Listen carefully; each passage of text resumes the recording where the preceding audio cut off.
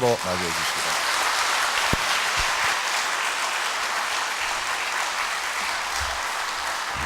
여러분 안녕하십니까? 성경 말씀 읽겠습니다. 요한복음 제3장입니다.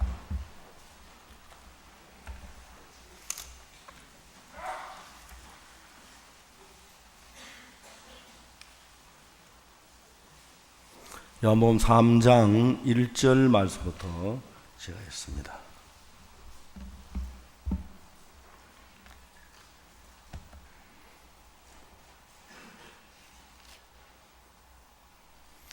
요한복음 3장 찾으셨으면 1절부터 읽겠습니다.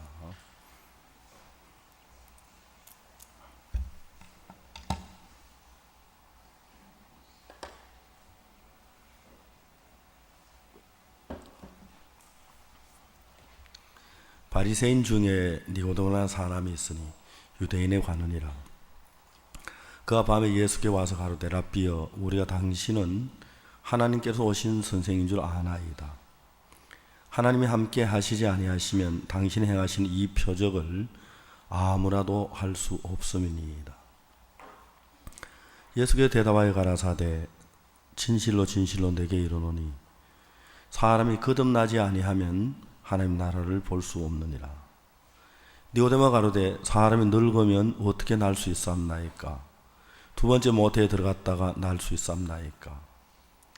예수께서 대답하시되 진실로 진실로 내게 이르노니 사람이 물과 성령으로 나지 아니하면 하나님 나라에 들어갈 수 없느니라. 육으로 난 것은 육이요 성령으로 난 것은 영이니 내가 내게 거듭나야 하겠다 하는 말을 기이 여기지 말라. 바람이 임의로 불매 내 그 소리를 들어도 어디서 오며 어디로 가는지 알지 못하나니 성령으로 난 사람 다 이러하니라. 니고데모가 대답하여 가로되 어찌 이런 일이 있을 수 있나이까? 예수께서 가라사대 너는 이스라엘의 선생이라는 일을 알지 못하느냐? 진실로 진실로 내게 이르노니 우리 아는 것을 말하고 본 것을 증거하노라. 그러나 너희가 우리의 증거를 받지 아니하는도다. 내가 땅의 일을 말하여도 너희가 받지 아니하거든 하물며 하늘 일을 말하면 어떻게 믿겠느냐? 하늘에서 내려온 자 곧 인자 외에는 하늘에 올라간 자가 없느니라.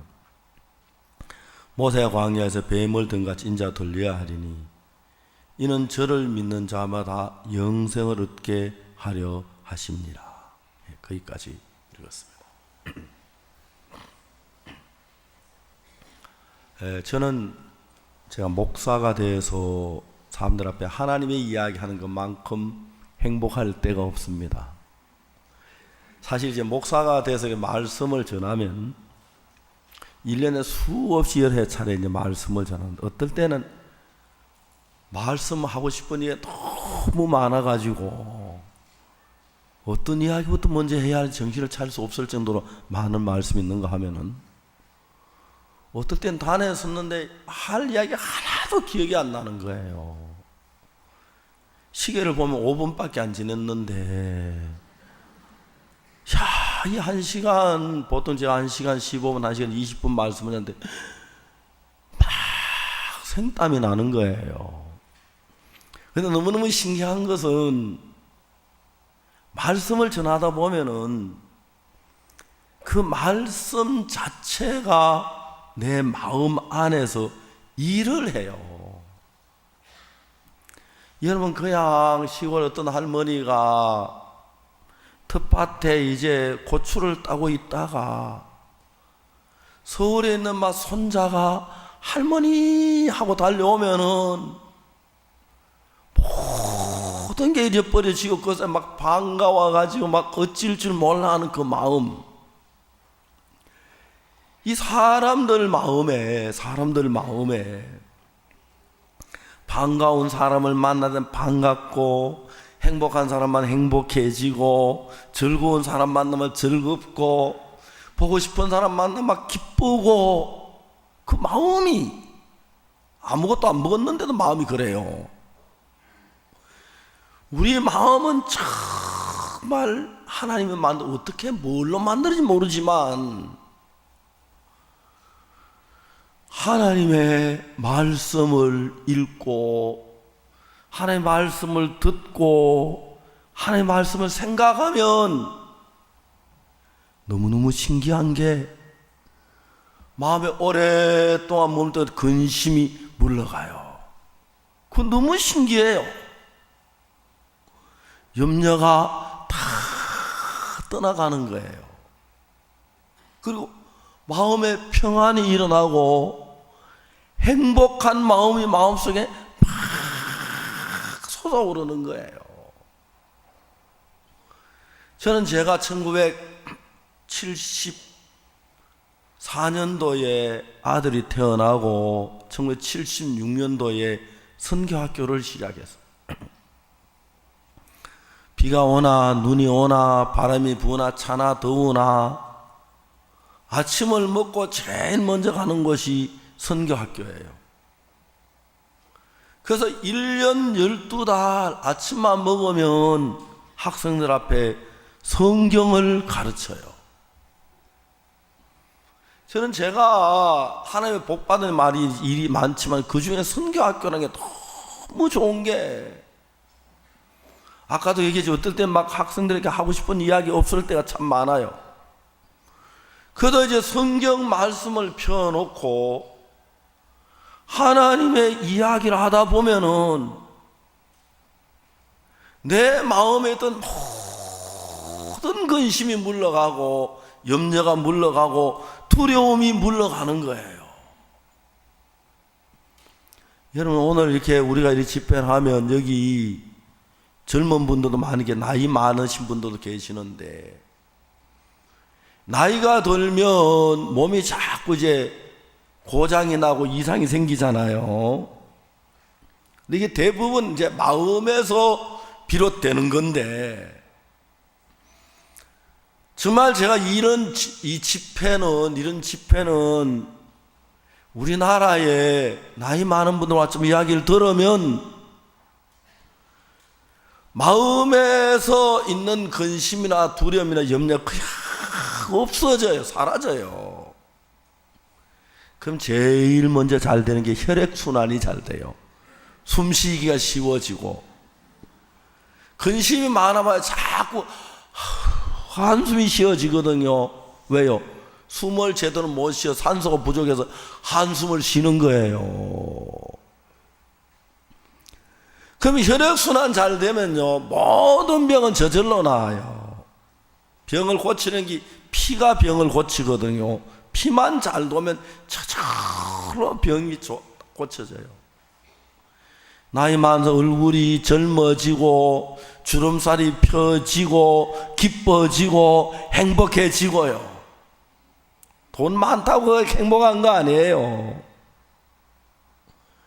진짜 하나님의 은혜로 말미암아, 하나님의 축복으로 말미암아 그런 은혜가 이제 우리 속에 일어나는 거예요.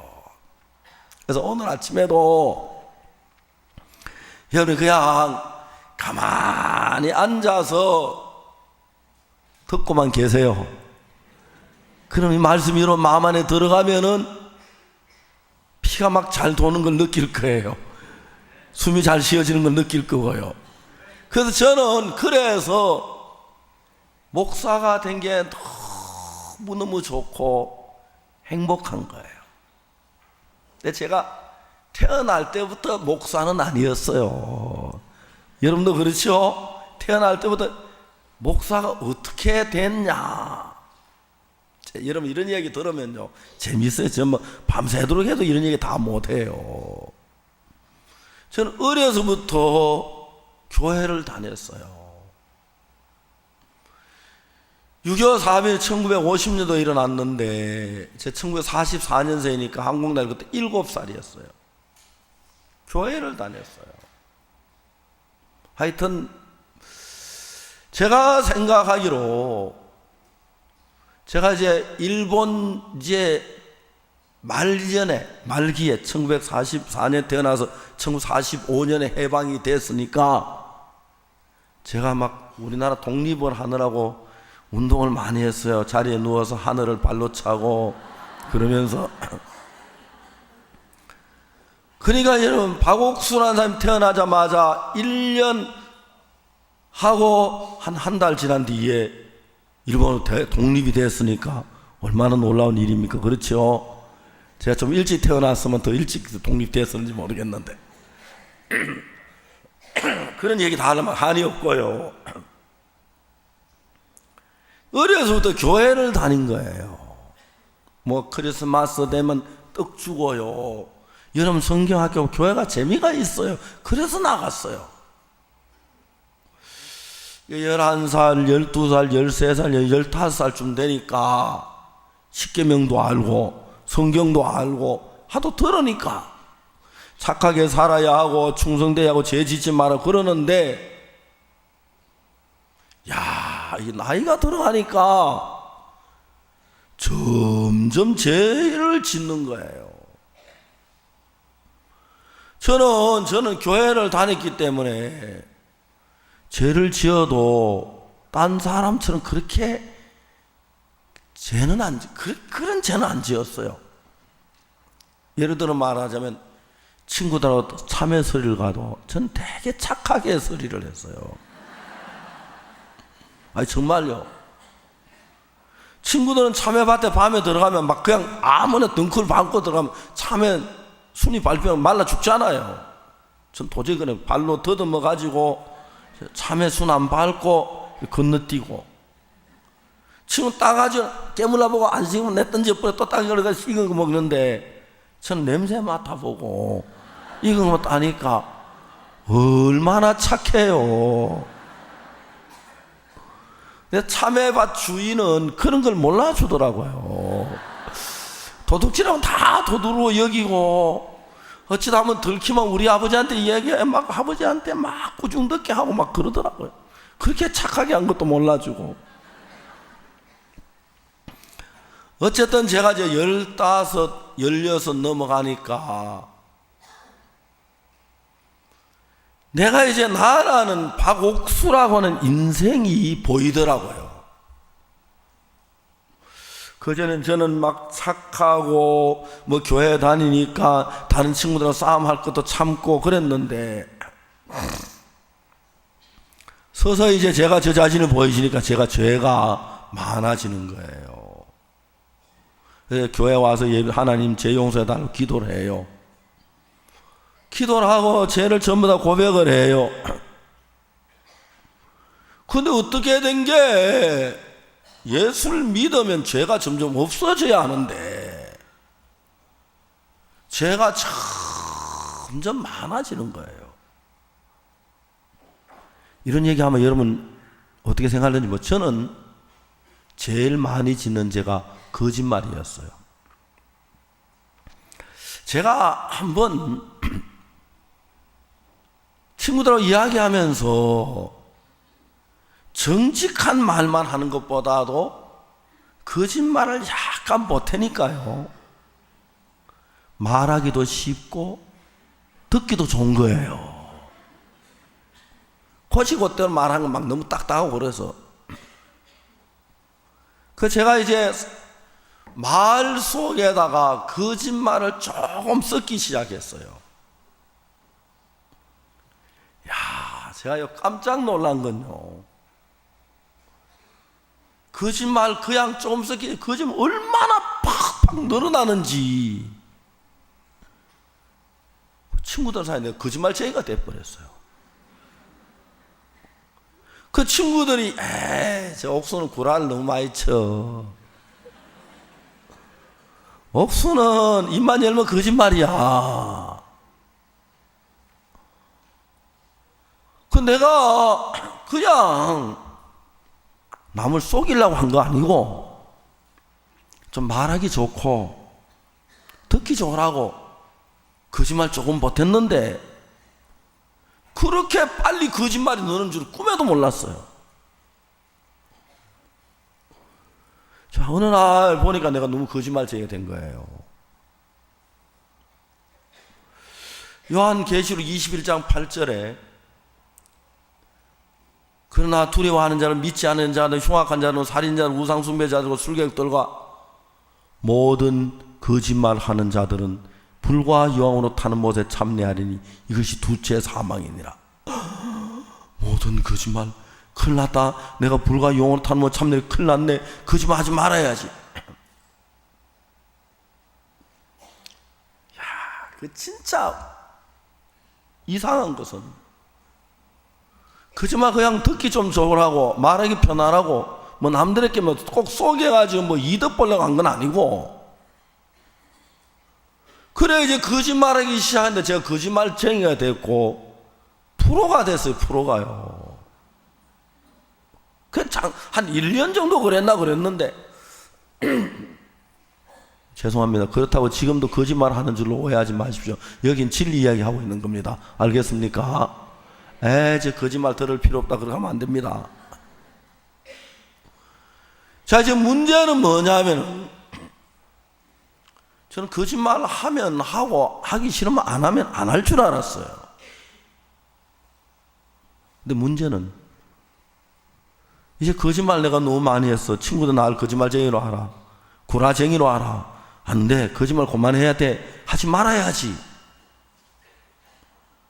문제는 그게 안 되는 거예요. 거짓말 입에 붙어가지고 입만 열면 거짓말부터 나오는 거예요. 모든 거짓말 한 잔 불과 용어 타는 뭐 참내하리니 이거 둘째 사매를 그랬는데, 그때 제가 깜짝 놀랐어요. 야, 내가 왜 거짓말을 시작했지? 내가 왜 거짓말을 용납했지? 아무 이득도 없는 거짓말을 왜 했지? 이제 아무리 거짓말 안 할래 그게 안 되는 거예요. 새벽에 하나님 앞에 와서 회개 기도를 해요. 하나님, 내가 이런 죄를 지었으면 용서해 주십시오. 오늘은 죄를 짓지 않게 해 주십시오. 또 입만 열면 거짓말이 나오는 거예요. 오늘 아침에 여러분, 그럼 저 같은 사람 한 명도 여기 없는 것 같네요. 모두 표정을 보니까. 저는 그랬어요. 그래, 내가 이제 거짓말한 죄를 씻어야지. 목사님을 찾아가 제가 죄를 많이 지었습니다. 어떻게 됩니까? 회개하세요. 회개해도 잘 안 됩니다. 회개 열매를 맺으세요. 회개 열매 어떻게 맺습니까? 도둑질한 거 다 갖다 주고 거짓말한 거 다 가서 고백하십시오. 그래서 이제 제가 회개 열매를 맺기 시작했어요. 친구한테 거짓말한 건지 고백하려고. 그거 아무것도 아니야. 야, 내가 거짓말에 미안해. 그렇게 하면 되는데, 그때는 막 그 이야기가 그렇게 부끄러운 거예요. 도저히 낮에 못하고 캄캄한 밤에 친구를 불러냈어요. 그 친구가 왜? 잠깐만 따라와라. 차마 이제 밝은 전기불한테 이야기를 못해서 어둠큰거 막 시골에 그 농사 짓고 나면 볕단 막 쌓아놓은 데 있잖아. 그 뒤로 이제 데려갔거든. 친구가 막, 내가 평소 하면 심각하게 조금만 와라 하니까 막 얘가 친구 떨어요. 그 여기서 얘기해라. 그 전기불 빛이 환하게 보는데 말 못하잖아요. 부끄러워서. 그치? 그래서 그 볕집 차득한 뒤로 데려갔어요. 그러고 와서 이제 얘기를 해서, 야, 내가 그 친구가 막 굉장히 긴장해 듣는 거예요. 어제 그저께 내가 너한테 한 이야기가 거짓말이다. 미안하다. 용서해 줘라. 이 친구가 막 심각해. 병신 같은 자식 날 보면서 막 얼마나 부끄러운지. 회개 열매 맺는 게 이렇게 어렵구나. 정말 죄 때문에 막 고통했어요. 그래가지고 그때 내가 지금 왜 이렇게 거짓말을 했던고, 왜 거짓말을 입에 담았던고. 그래서 이제 누가 뭐라 그러면 일부러 거짓말 안 하려고 아침에 오전엔 대답도 잘해요. 야, 옥수야, 뭐야? 근데 이제 뭐 오후 되면 뭐 잘잘잘잘 거짓말이 나오는 거예요. 난 거짓말 때문에 지옥 가. 거짓말 때문에 지옥. 내가 그때 거짓말한 걸 그렇게 후회했어요. 거짓말 막 듣기 좋고 하기 좋라고. 내가 지금 15살만 됐으면 내가 이렇게 안 살 건데, 거짓말 안 했을 건데, 지금 내가 10살이면 좋겠다. 그러면 좀 바르게 살아보고 싶다. 난 아무것도 모르고 그냥 별거 아닐 줄 알고 내가 죄를 짓고 거짓말하고 했는데, 그게 너무 내 마음에 강하게 막 들어오니까, 지금 10살이면 얼마나 좋겠나. 막 그때 내가 지금 10살이면 절대 죄 안 짓고 바르게 살고 싶은 거라요. 거짓말 안 하고.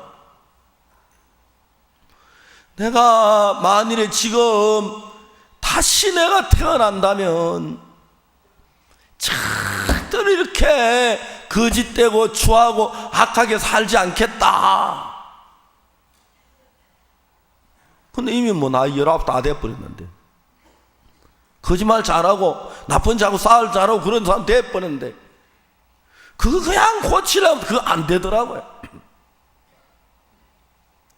내가 지금 막 15살만 됐으면 얼마나 좋았을까. 이렇게 안 살 건데, 내가 지금 10살만 됐으면 진짜 죄 안 짓고 반듯하게 살아보고 싶고, 만일에 내가 지금 다시 태어날 수 있다면 난 절대 이렇게 살지 말아야지. 바르게 살아야지. 깨끗하게 살아야지. 죄 안 짓고 살아야지. 근데 저는 그걸 잘 몰랐어요. 그러면 될 줄 알았어요. 그래서 여러분, 교회를 다니다가 1962년도에 죄사함을 받고 거듭나게 됐어요. 그 요한복음 3장을 읽으니까 예수께서 대답하여 가라사대 진실로 진실로 내게 이르노니 사람이 거듭나지 아니하면 하나님 나라를 볼 수 없느니라. 여기 거듭난다는 이야기가 있네. 내가 15살이 안 돼도, 내가 뭐 나이가 19이 넘어도 20이 돼 30이 돼 거듭나면 내가 지금까지 살아왔던 제약된 삶을 벗고 새 삶을 살게 되는구나. 제가 19살 때 거듭났어요. 그때는 거듭나는 게 뭔지도 몰랐고, 어찌다 보니 거듭나지 있었어요. 이렇게 천천히 가르쳐주는 사람도 없었고, 거듭난 줄도 몰랐는데 보니까 내 거듭나 있더라고요. 제가 사해졌고 예수님 내 안에 살아 일을 하시더라고요. 지금도 여러분들 가운데서 이런 사람이 있을 거예요. 옛날에 제 친구 가운데서 친구 아버지가 밤에 늦게 술을 마시고 들어와요. 그럼 밤에 그 친구 아버지는 너무너무 착하고 술 안 드시면 말을 안 해요. 근데 술만 드시면 그 친구 아버지 와서 밤에 아이들 다 깨워요. 12시에 하나 둘 셋 이제 왜 공부 안 해? 평소 아이들 뭐 공부 안 해도 그때 야 공부해라 하는 게 아니고 아버지 그냥 조용히 있다 술만 드시면. 이 친구는 크면서 무슨 얘기하면 막 우리 아버지 막 진절머리나. 나는 크면 죽어도 술 안 마실 거야. 때려 죽어도 술 안 마실 거야. 내가 그래서 술을 마시면 내가 인간이 아니다 막 그랬거든. 근데 그 친구 크더니 아버지보다 더 잘 마셔요. 이게 사람들은 몰라서 그렇지 세상에 마음대로 되어지는 게 거의 없어요. 누가 거지 되고 싶었겠습니까? 그죠?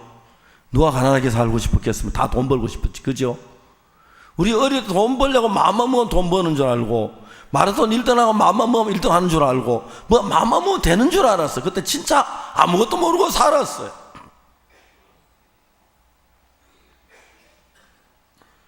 근데 여러분, 예수님께서 말씀은 요한복음 3장 이야기에 사람이 거듭난다, 다시 태어난다는 이야기죠. 근데 여러분, 우리가 100번 1000번 거듭난다고 해서 바르게 살진 않아요. 왜냐하면 우리 속이 더럽고 추한데, 근데 정확하게 거듭나게 나면은 내가 가지고 있는 내 마음 가지고 사는 게 아니고 다른 마음 가지고 사는 거예요. 한 번은 제가 어느 이제 신문사하고 인터뷰를 했는데, 목사님, 만일에 목사님이 안 됐으면 무슨 일을 했을 거라고 생각하십니까? 그래요. 뭐 술이나 마시고 술주정뱅이나 됐겠죠. 내 속에 만일에 내가 목사가 안 되고 딴 사업을 하면 무슨 사업을 할까 생각을 한번 해봤어요. 그냥 이 사실은 생각으로 사업 하나를 딱 하고 싶은 게 있어요. 무슨 사업이냐면 마음 판매하는 회사.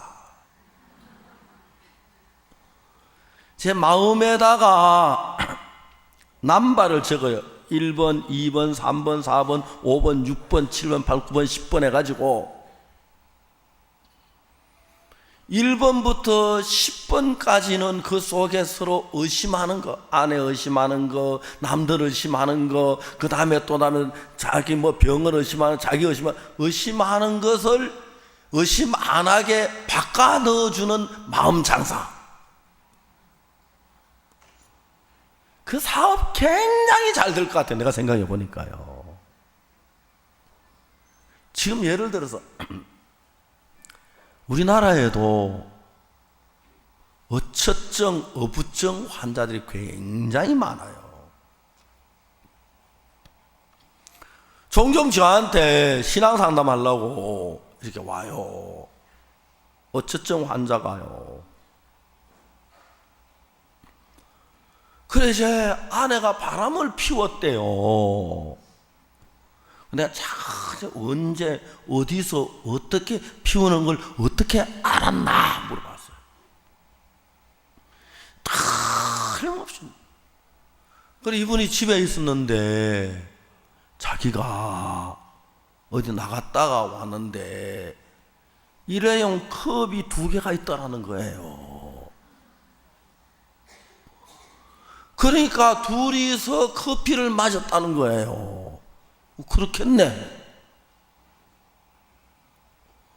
그런데 그 일회용 컵 2개를 보고 바람을 피웠다는 거예요. 미치지요, 미쳐요. 그래요, 안 그래요? 그러면 컵 3개 있으면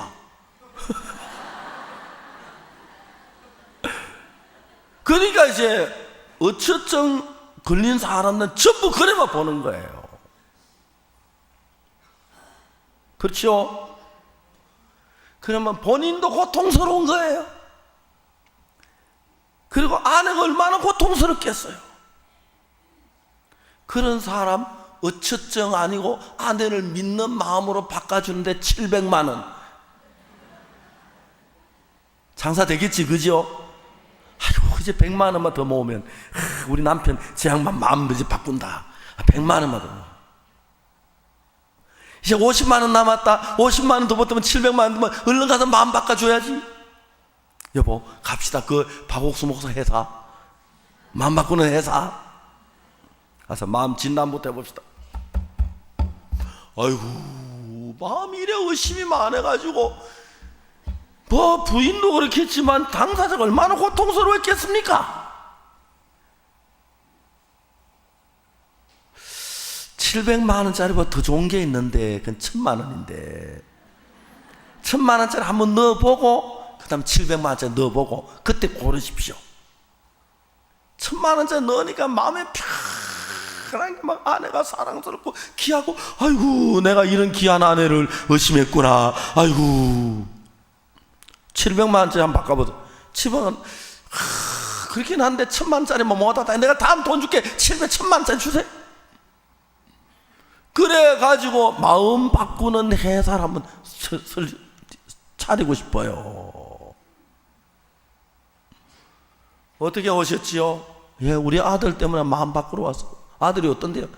매일 얘는 자고 세면 컴퓨터 게임밖에 안 해요.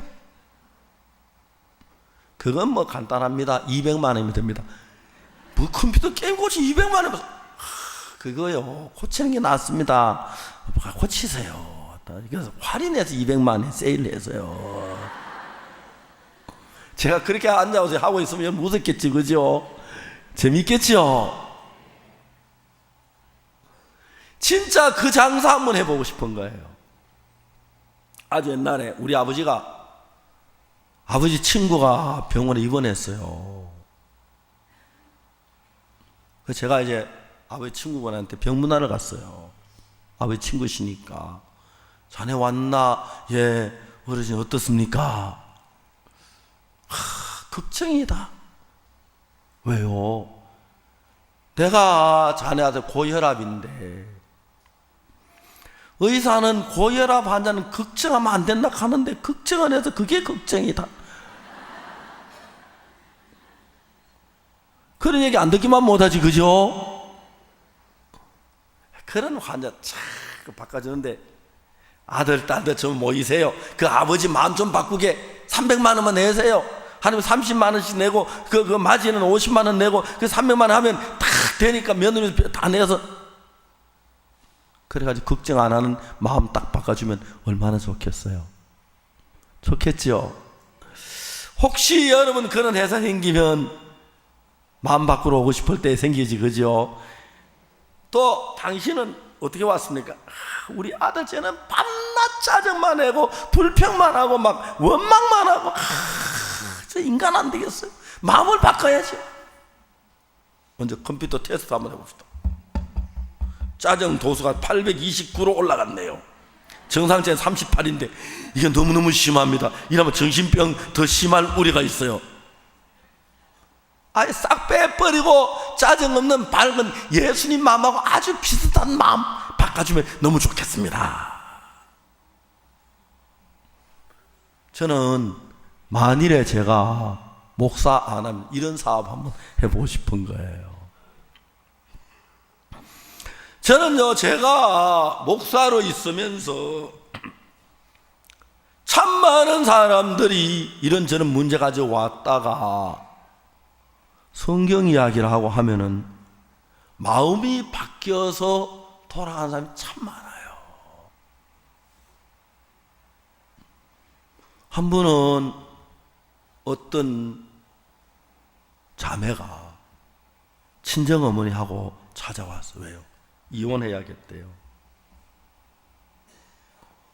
그리고 왜 이혼하게? 남편한테 매를 맞았대요. 결혼하고 4번째 매를 맞았다. 4번째. 3번까지는 참았는데 4번째 매를 맞으니까 이거는 습관성이구나. 한편에 매만 맞고 살겠다. 어떻게 매를 맞고 사냐? 이혼하자. 아주 논리가 정연하지, 정확하지, 그죠? 그래서 저하고 이제 이야기를 했어요. 남편이 말을 했어요. 내가 언제 떠랬어? 밀었지. 밀긴 뭘 밀어? 앞차기 옆차기 다 했잖아. 네가 덤비니까 내가 감당이 안 돼. 그럴 수밖에 있나? 싫어. 때린 건 때린 거잖아. 제가 이제 자매하고 둘이 이야기를 했어요.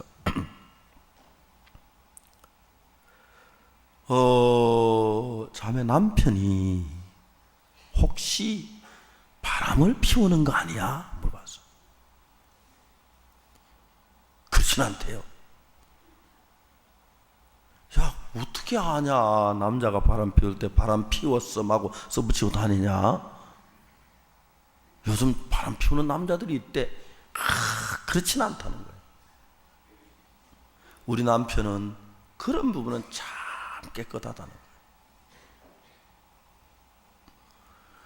근데 두 번째 물었어요. 왜 남편이 너를 때리지? 혹시 남편 돈 헤프게 쓰진 않아? 아니, 돈은 막 절대 헤프게 안 쓴대요. 어떻게 알아? 월급 봉투 그대로 가져온다는 거예요. 야, 회사 일하다 보면은 어떨 때 그 월급 외에 과외로 돈 들을 때도 있고 보너스 들을 때도 있는데 그런 거 혹시 알아?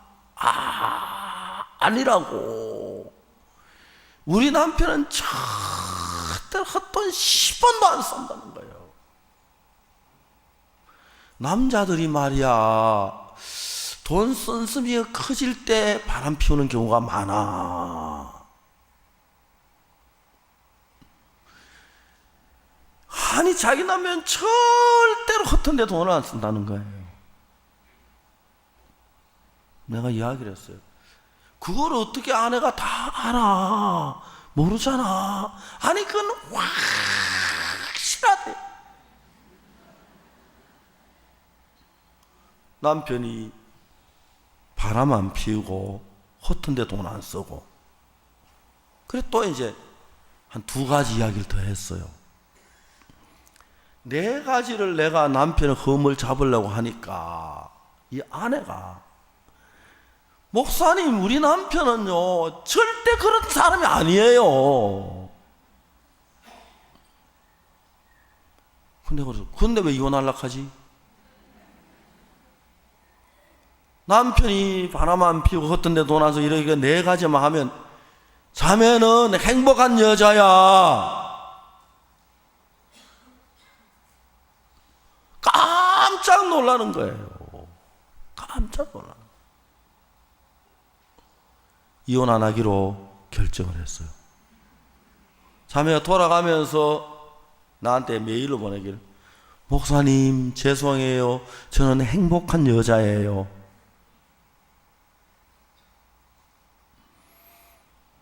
여러분, 여자들은 한쪽에 잘 치우쳐요, 남자들보다.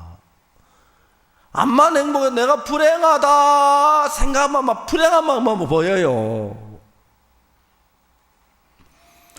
근데 이제 그 부인이, 그 자매가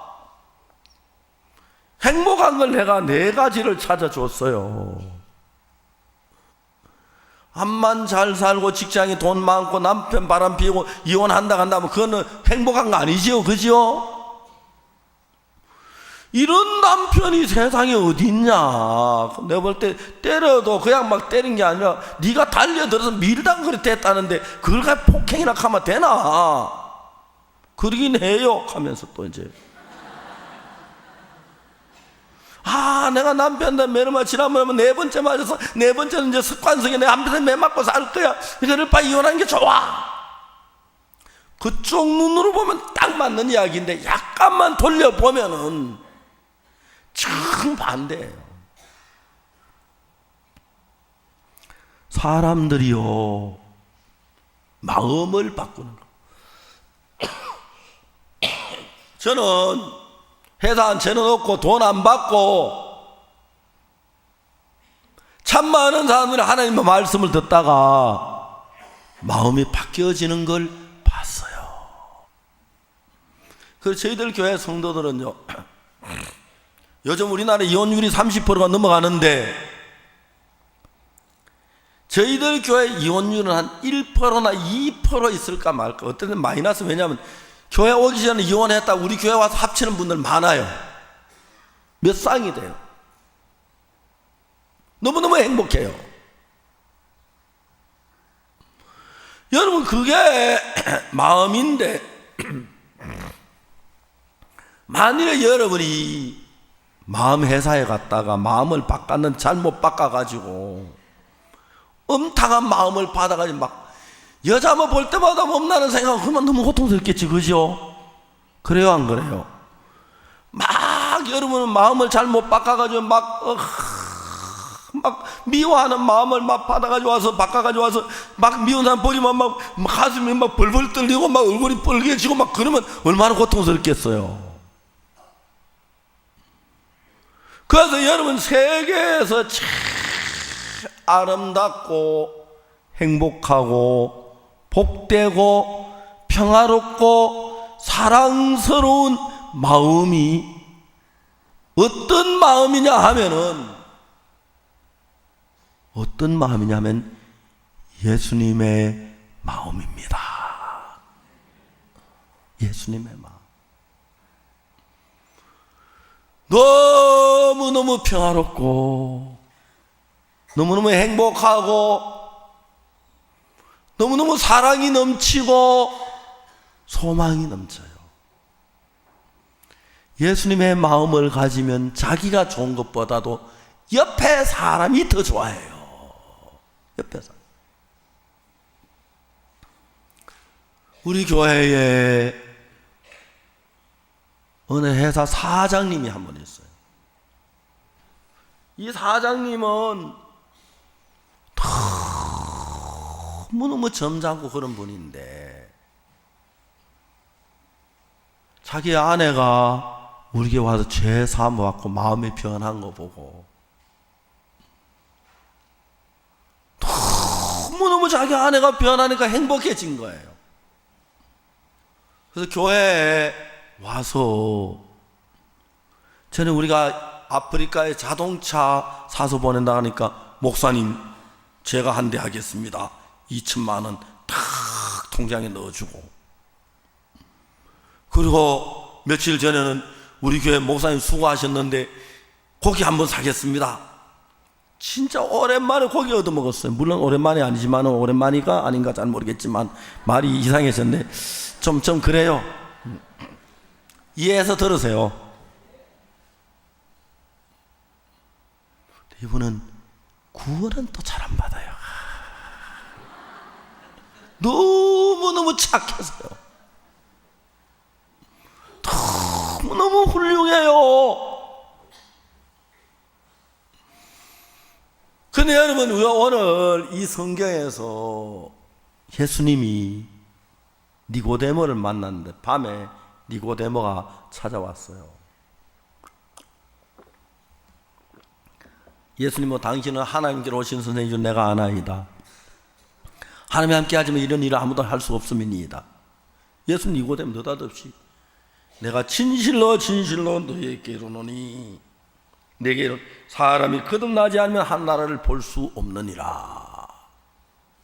하나님 나라를 볼 수 없다고 해요. 그 다음에 이제 예수님 말씀하시기를, 육에서 난 것은 육이요 영으로 난 것, 성령으로 난 건 영이니. 그러면 우리가 이제 육신적으로 이제 한번 태어나요. 그렇죠? 육신적으로 태어나고 그 다음에 성령으로 태어나는 걸 가지고 거듭나는 것이라고 말합니다. 그렇죠? 그러면 여러분, 여자들이 결혼하면 이제 아기를 갖잖아요. 그렇죠? 여자들은 아기를 가질 때 반드시 남편의 씨를 받아야지, 남편의 씨를 받지 않고는 아기를 못 낳아요. 그건 여자들이 잘 알지요? 어떤 여자들은, 아기를 많이 낳는 여자들은 10명씩 낳는 여자들이 있어요. 10명을 낳아도 11번째 낳으려면, 저 여자는 아기 잘 낳으니까 남편 없이 아기 낳을 수 있어요? 없어요. 여자들은 기다림인데, 여자들은 남편의 씨를 받아서 아기를 낳을 수가 있어요. 그래서 우리가 태어날 때 육으로 태어난 것은, 육이라 그러는데 이 육신은 우리 어머니가 계시고 아버지가 계셔서 어머니가 아버지 씨를 받아서 이제 우리가 태어난 거예요. 맞습니까? 맞습니까? 그러면 여러분, 우리가 영으로 태어난 것은 어떻게 되느냐?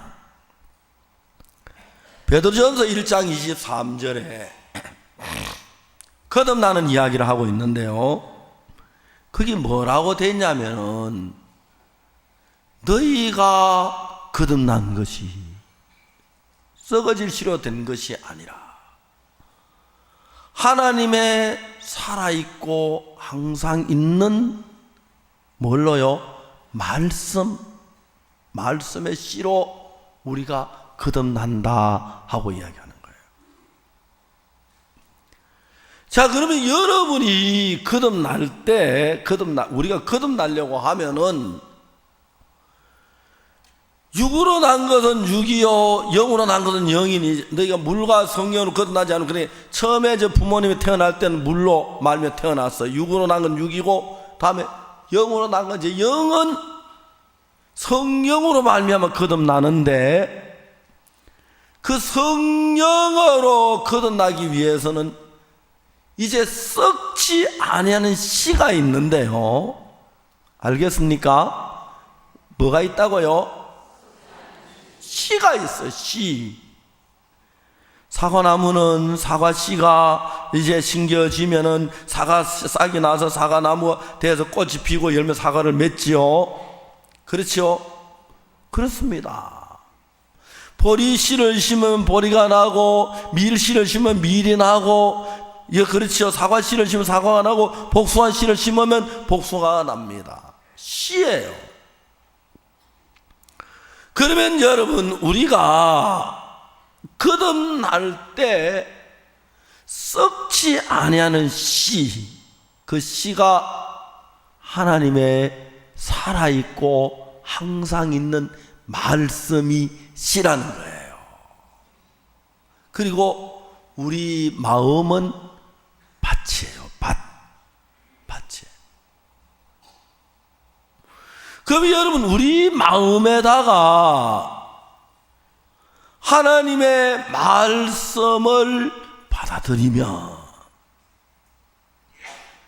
이 말씀이 내 마음 안에 가서, 사과 씨를 심으면 거기 싹이 나와가지고 그 다음에 사과 자라서 가지가 생기고 잎이 나고 그 다음에 꽃이 피고 사과 열매를 맺죠. 그렇죠? 밀 씨를 심으면 거기서 자라가 싹이 나와 자라가 나중에 밀이 맺죠. 그렇습니까? 맞아요. 그 다음에 여러분, 복숭아 씨를 심으면 복숭아가 달리고, 코코넛 씨를 심으면 코코아가 달리고, 코코넛이 달리고, 그처럼 하나님의 말씀이 씨니까 그 씨를 내 마음에 하나님 말씀을 받아들이는 거예요. 그러면 여러분, 이 땅에다가 사과나무를 심으면, 사과 씨를 심으면, 사과나무를 심는, 사과 씨를 심는데 그게 싹이 나서 사과나무가 돼요.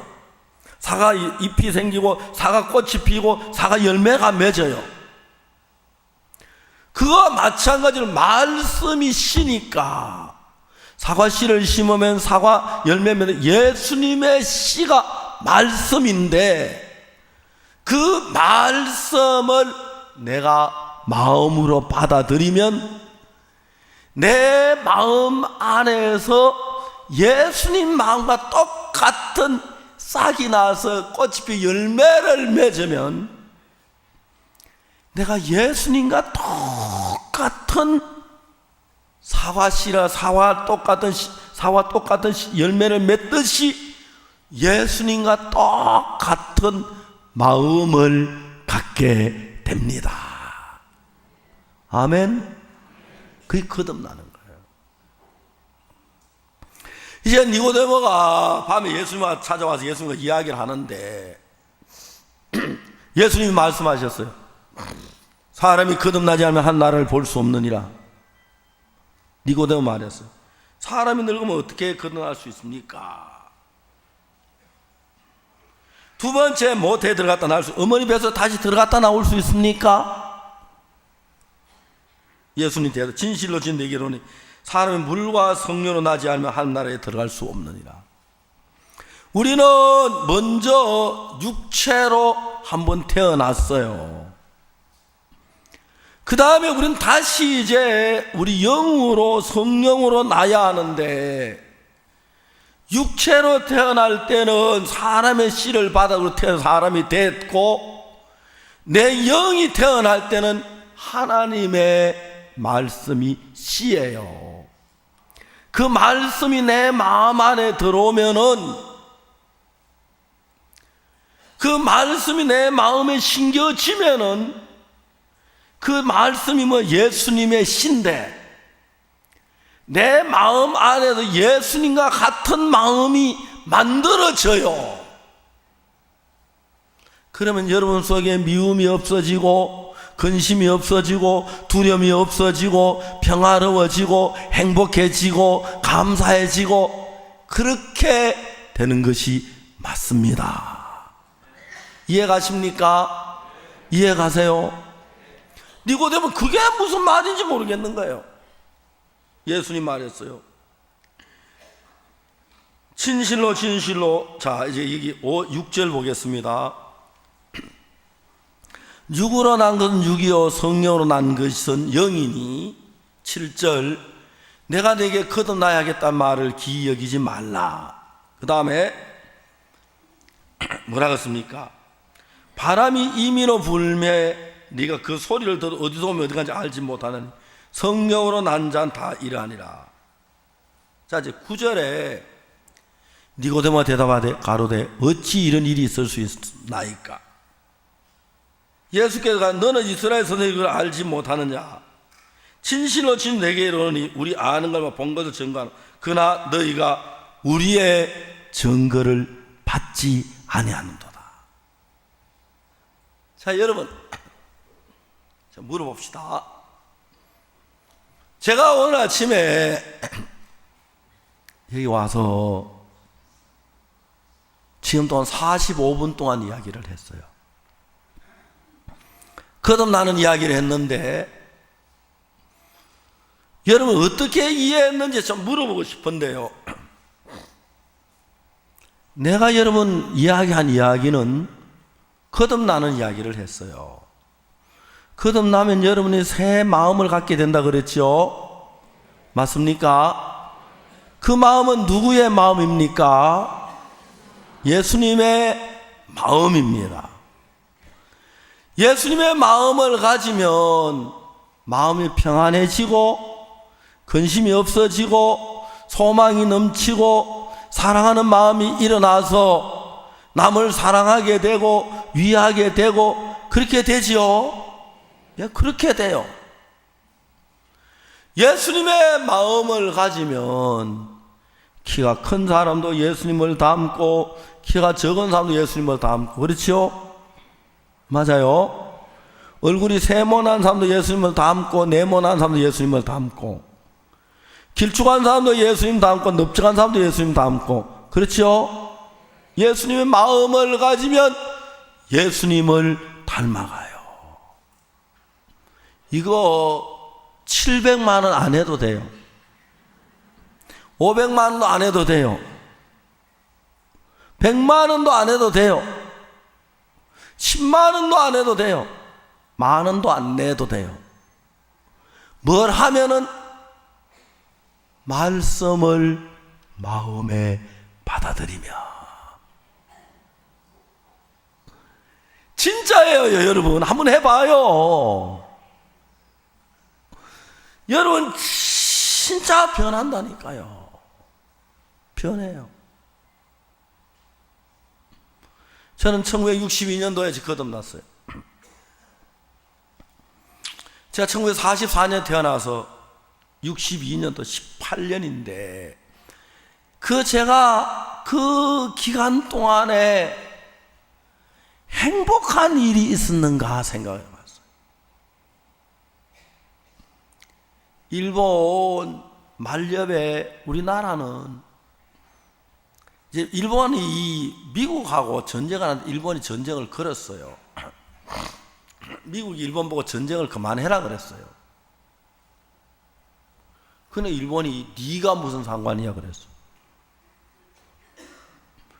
일본의 유명한 야마모토 장군이 있는데, 야마모토 장군은 하와이 있는 하와이 함대를 격추시키고 그 뭡니까? 아리조나호를 항공모함을 바다에 떴듯 막 빠뜨린 그런 유명한 장군이에요.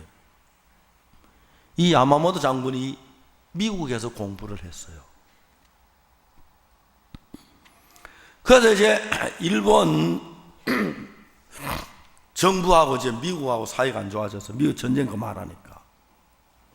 그러니까 이제 미국이 일본에게 고철을 수출했는데, 전투 중에는 전쟁하면 많은 게 필요한데 특히 이제 쇠가 많이 필요해요. 총알, 총, 그리고 대포 전부 쇠로 만드니까요. 전부 미국에 있는 고철을 수입해가지고 그걸로 이제 일본 쇠가 안 나니까 전쟁 무기를 만들었어요. 미국이 가만히 생각, 일본이 저러다가는 온 세계를 전쟁터를 만들겠다 싶어서, 확실히 그 미국이란 나라는 그런 건 참 착한 나라 같아요. 보면 딴 건 몰라도, 그죠? 전쟁을 억제하려고 애를 쓰니까요. 고철을 수출 중단하니까 일본이 쇠가 전쟁이 너무 고통스러우니까 우리나라에 와서 숟가락까지 뺏어갔어요. 그 제가 태어났을 때는 한국 사람들 전부 나무 숟가락까지 밥 먹고요, 사기 그릇까지 쓰고, 그릇 손만 다 빼다갔어요. 그래가지고 여러분, 우리나라가 얼마나 어려웠는데, 제가 그 어려운 시절에 태어나서 7살 때 6.25 사변을 겪었고, 6.25 사변 정말 전쟁 비참해요. 그래서 제가 19살 될 때까지 행복한 때가 있었는가? 행복한 때가 있었는가? 8살 때 어머니가 세상을 떠나셨어요. 어머니 세상 떠나시고 형님이 저보다 12살 더 많으시니까, 그 형님 나이 그때 20살이죠. 내가 8살 때니까. 한 달 만에 형님이 군대를 가셨어요. 그리고 그때 전쟁통에 있으니까 아버지도 집에 있으면 그러니까 늘 집에 앉아 피해 다니고, 그러니까 이제 누님 2분하고 저하고 동생하고, 제 동생이 남동생이 4살, 제가 8살, 그 다음에 작은 누님이 11살, 큰 누님이 14살, 소녀 가장집에서 우리가 자랐어요.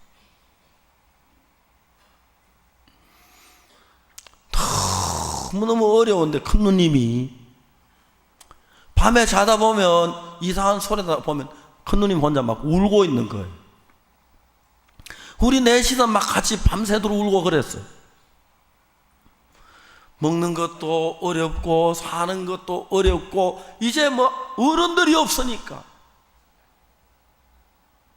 그 제가 19살 될 때까지 학교 소풍 갔을 때 한번 행복 즐거웠다 그런 적이 있었고, 행복이 뭔지를 모르고 살았어요. 행복은 부잣집들이 가지고 노는 장난감이고, 우리는 그런 게 우리 삶에 안 어울린다고 생각했어요. 제가 이제 목사가 된 뒤에 종전 식사 대접을 받으러 가면 상을 잘 차려 목사님 드시라고 하면, 아이고 이거 내가 먹어도 되나? 막 그런 생각이 들 때가 많아요. 그리고 1962년도에 제가 구원을 받았어요. 19살 때. 구원받고 난 뒤에 내 삶이 좋아진 건 별로 없었어요. 마음은 달라졌었어요. 막 악곡동에 살 때 어려웠고 장바에서 어려운데 더 행복했어요. 확실하게 마음이 달라진 거예요. 왜? 그때 저는 제가 가지고 있던 마음을 버리고 예수님의 마음으로 바꾸었어요. 사람이 행복하게 살려면 마음이 행복해야 행복해요. 사람이 정말 바르게 살려면 마음이 발라야 바르고요. 사람이 복되게 살면 마음이 복돼야 복돼요. 어떤 사람 암만 돈만 그래도 마음이 삐뚤은 사람 삐뚤게 살고요. 암만 돈만 지저분한 사람 지저분하게 살고요. 암만 여러분 지가 높아도 엄당한 사람 엄당하게 살고요. 마음이 중요하다는 걸 알았어요. 제가 목사가 됐습니다. 목사가. 야, 내가 목사가 됐네. 내가 목사가 됐어.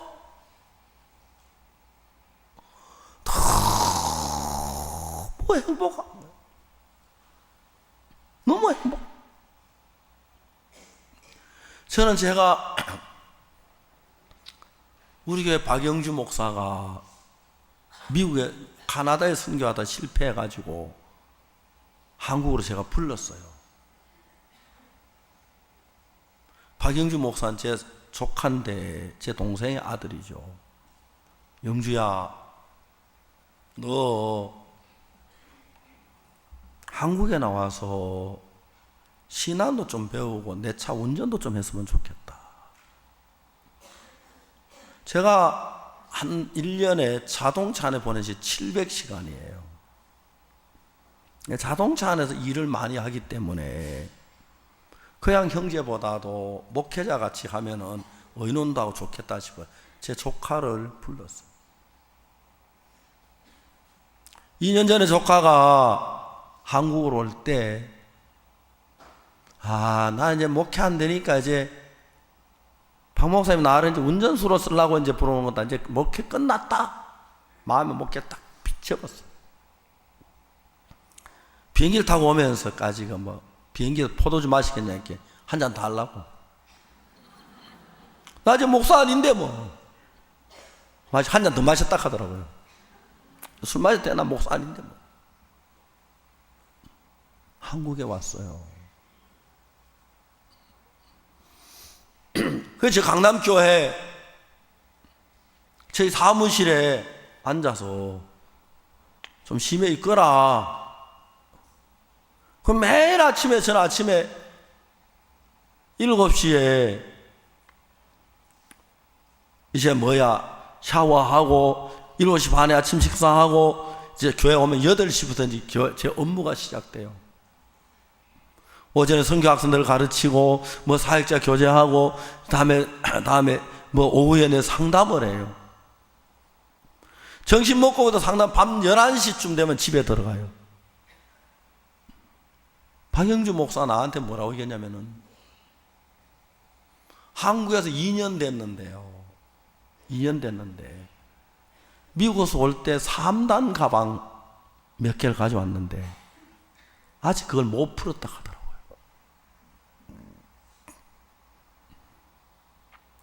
너무 바빠서 아침에 일어나서 옷 갈아입고 샤워하고 나오면 밤 11시 가서 집에 가서 이제 서로 자기 바쁘고 아무것도 거들떠볼 틈이 없는 거예요. 하루 종일 말씀 전하고 하루 종일 교제하고 하루 종일 일하니까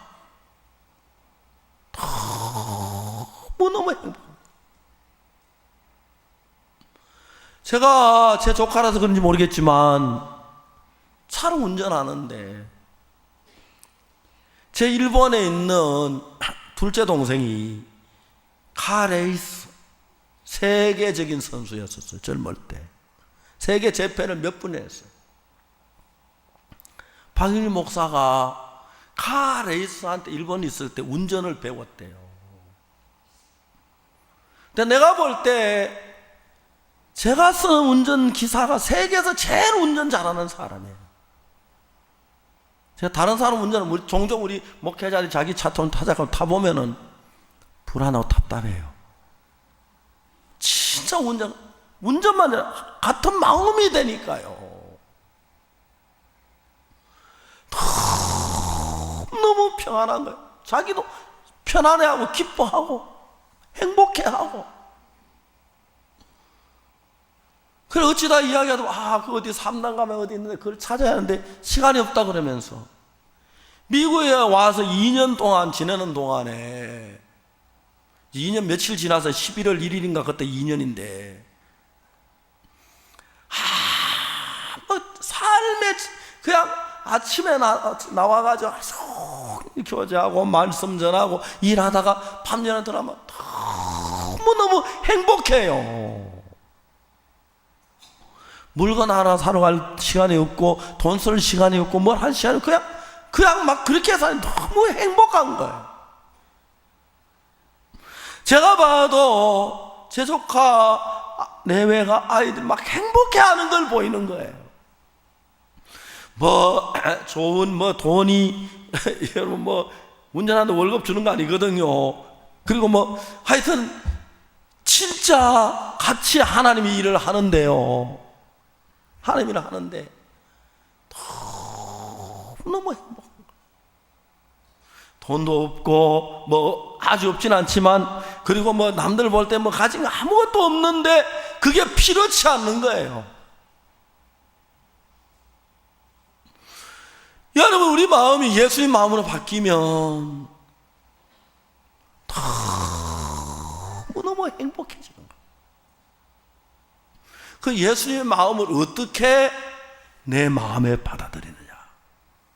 이 성경이 기가 막힌 게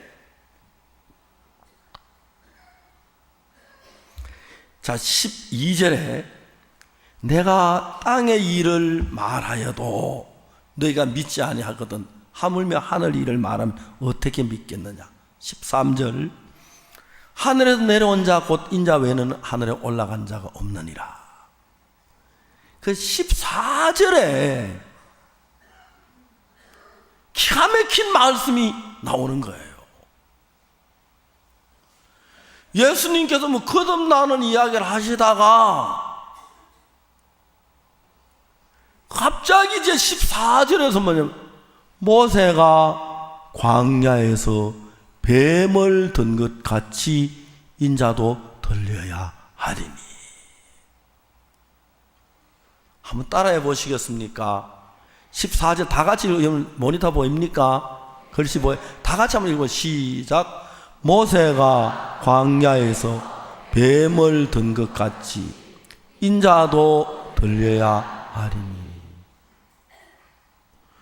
예수님께서 거듭나는 이야기를 말씀하시다가 갑자기 이제 무슨 말씀을 하시냐면 모세 이야기를 하시는 거예요.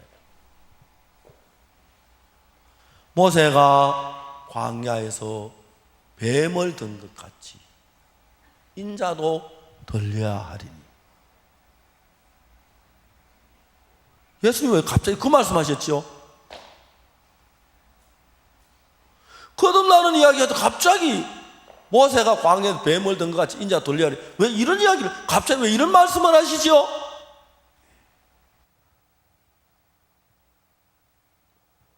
이게 거듭나는 거와 무슨 상관이 있어서 뱀을 만들어 장대 위에 단 것처럼. 민수기 21장에 보면 이스라엘 백성이 애굽에 나오다 길로 인해 마음이 상해가지고 백성들이 하나님 모세를 원망했어요. 죄를 지었어요. 그러니까 이제 하나님이 불뱀을 보내서 백성들을 물게 했어요. 불뱀이 막 날아간다. 픽픽 뛰면 날아간다고 그러더라고요. 뱀들도 날아다니는 뱀이 있대요. 높은 나무 꼭대기에서 팍 뛰면 날아간다고 그러더라고요. 이 불뱀을 보내니까 사람들이 막 그 죄를 지었으니까 불뱀이 사람 무니까 사람이 막 죽어가는 거예요. 그냥 막 백성들이 불뱀에 누구도 물려 죽었다, 누구도 물려 죽었다, 아유 큰일 났다. 그때 백성들이 뉘우쳐서 하나님 우리가 죄를 지었습니다. 용서해 주여 제발 불뱀을 떠나가게 하여 주시기를 바랍니다. 하나님. 모세가 하나님께 기도하니까 하나님은 불뱀을 떠나가게 안 하시고 놋뱀을 만들어 장대 위에 달아라. 불뱀에 물린 자가 그걸 쳐다보면 살리라. 그래서 이제 모세가 얼른 막 놋을 불을 떼가지고 녹여가지고 대충 놋으로 뱀을 만들었어요. 그래 장대 꼭대기에 높이 멀리도 볼 수 있도록 장대 위에다가 놋뱀을 높이 달았어요. 여러분 강원대교 그게 이제 타워가 높지요, 그죠? 그렇죠? 저 부산대교 여기서 저 영도로 가는 그 부산대교 맞습니까? 그 개통했어요? 아, 가봤어요? 아, 나도 그거 한번 가봐야겠다. 거기 이제 타워를 높이 올라가 이제 막 타워 끝에 줄을 매 달아가지고 이제 그 다리를 받치게 하죠, 그죠? 강원대교, 부산대교.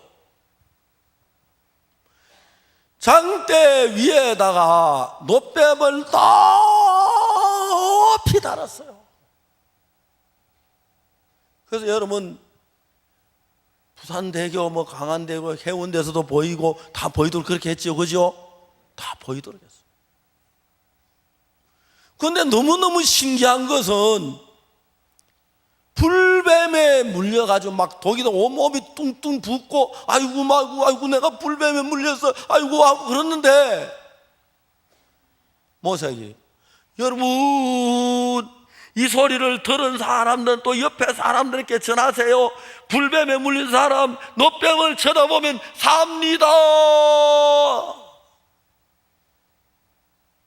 불뱀에 물려 다 죽어가는 사람이 말이 가까이 가서 아빠 저 놋뱀 쳐다봐. 저 보여? 쳐다봐. 보이지? 그래서 이제 불뱀에 죽어가던 놋뱀을 딱 쳐다보는 순간 깨끗하게 나와버린 거예요. 참 희한해요. 너무 놀라워요. 예수님이 이제 그 이야기를 하신 거예요. 모세가 광야에서 뱀을 든 것 같이 인자도 들리야 하리니. 예수님 그 말씀. 그게 무슨 말이냐면은 왜 불뱀에 물린 사람 놋뱀을 쳐다보면서 하느냐. 그 놋뱀은 예수님을 가리키는 그림자예요. 그게 구원의 십자가예요, 십자가. 그래서 한 번은 어떤 형제가 놋뱀을 그림을 그렸어요. 막 놋뱀을 달아놓고 사람들이 막 병든 사람들 가서 낫고 막 기뻐하고 그걸 막 그려. 그림이 너무 좋아서 예배당 뒤에다 붙여놨거든요. 어떤 우리 교회 처음 온 사람이거든요. 왜 이 교회는 예배당에 성화를 안 달아놓고 뱀을 그려놨느냐고. 이 교회는 뱀을 믿는 사람이냐고. 성경을 모르니까.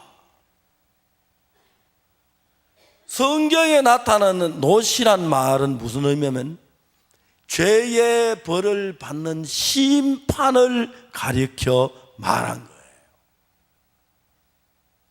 불뱀은 죄를 가리키는데 죄 때문에 우리 고통스러운 사람이 놋뱀을 쳐다보며 사는 것처럼 모세가 광야에서 뱀을 든 같이 인자도 들려야 하리니 십자가에 못 박혀 죽으시는 그걸 이야기하는 거예요.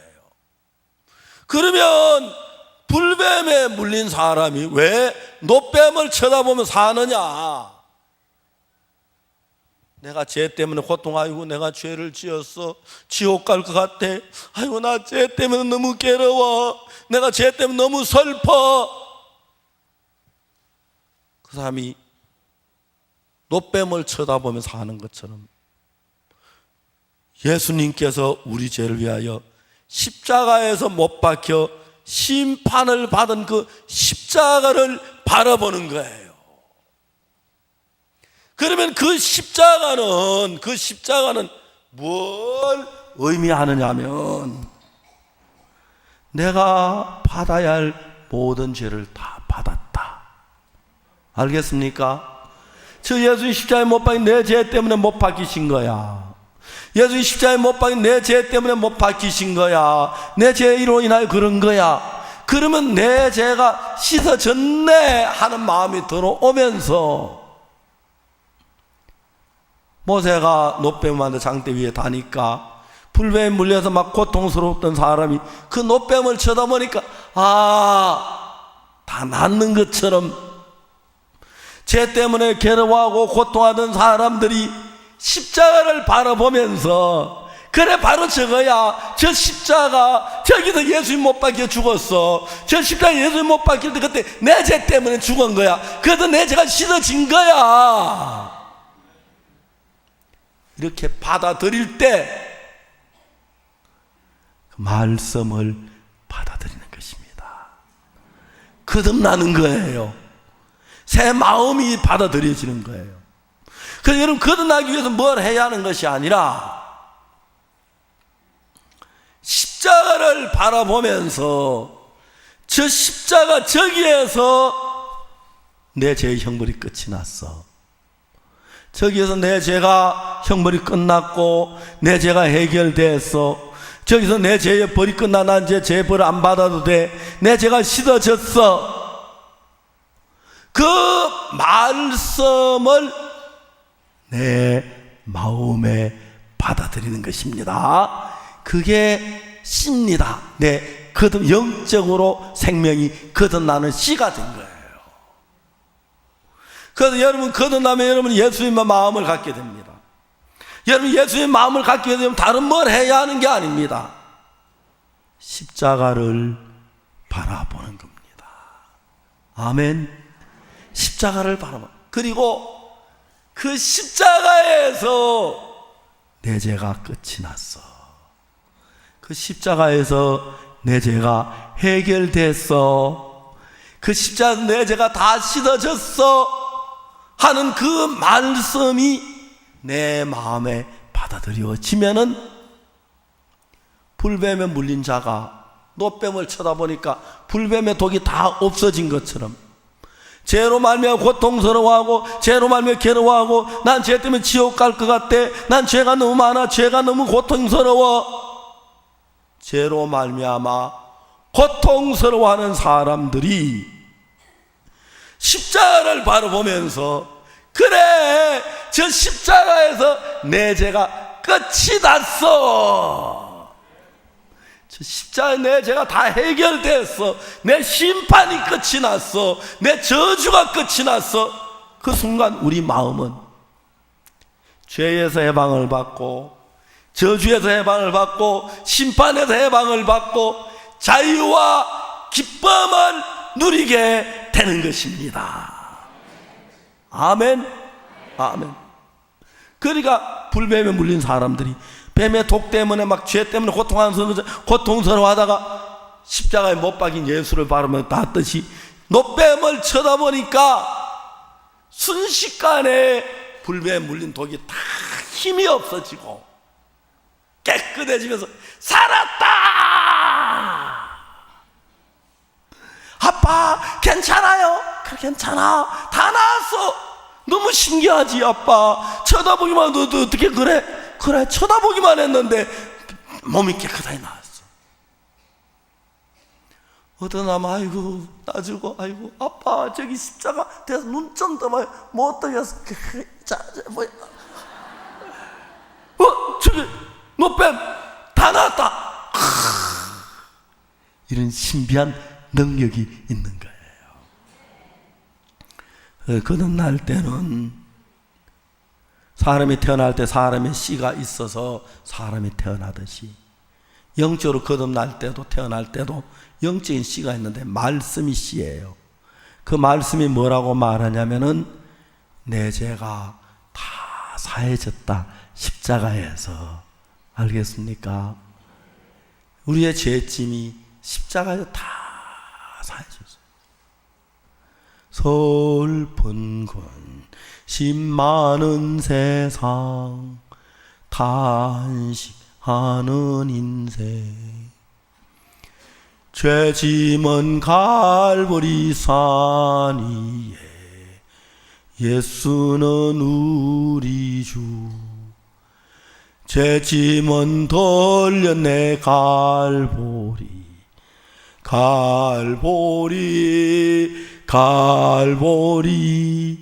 죄 짐은 돌렸네 갈보리 예수는 나의 주. 십자가, 그 십자가 위에서 우리 죄가 끝이 났는데 그 십자가를 쳐다보면서 주여 죄인입니다 하는 걸 안 받아들인 사람이고, 십자가를 쳐다보면서 저 십자가에서 내 죄가 씻어졌어, 내 죄가 씻어진 거야, 예수님 제 대신에 벌을 받은 거야, 이제 내가 벌 받을 죄가 없어, 깨끗해졌어. 그 마음을 받아들이면, 그 말씀을 받아들이면, 그 말씀이 여러분 마음 안에 들어와서 평안을 주고 죄에서 자유를 주고 기쁨을 주고 행복을 주고, 여러분 사랑이 솟아넘치고 감사가 솟아넘치고 기쁨이 솟아넘치는 사람으로 변하게 되는 것입니다. 아멘. 거듭나는 것은 내가 뭘 해서 거듭나는 게 아닙니다. 예수님이 하신 것을 마음에 받아들이는 것입니다. 너희가 거듭난 것이 썩어지 씨로 된 것이 아니요 썩지 아니할 씨로 되었으니 하나님의 살아있고 항상 있는 말씀으로 되었느니라. 그 말씀이 내가 그들의 죄악을 사하고 다시는 그 죄를 기억지 아니하리라. 그 말씀을 받아들이시고 십자가를 쳐다보세요. 십자가, 저기서 내 죄가 끝이 났어, 저기서 내 죄가 사해졌어. 그렇게 받아들일 때 그 마음이 여러분 안에 들어가서 열매를 맺으면 여러분 예수님의 마음으로 밝고 복되고 영광스럽게 사는 삶이 될 줄 믿습니다. 기도하겠습니다.